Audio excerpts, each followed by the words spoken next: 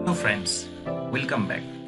If you like this video, please press the like button, and if you wanted to know more about Excel, VBA and SQL, then please subscribe this channel and follow. So in this video we are going to learn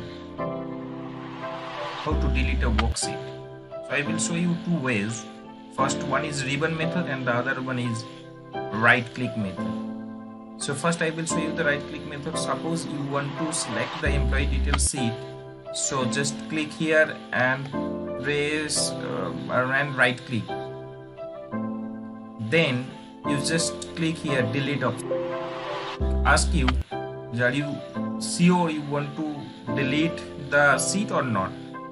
So I'm just press cancelling because I will show you the second method. For second method you have to click on the home tab and then you have to click on the delete and then you have to click on the, so press the delete and you will see that employee details has been removed.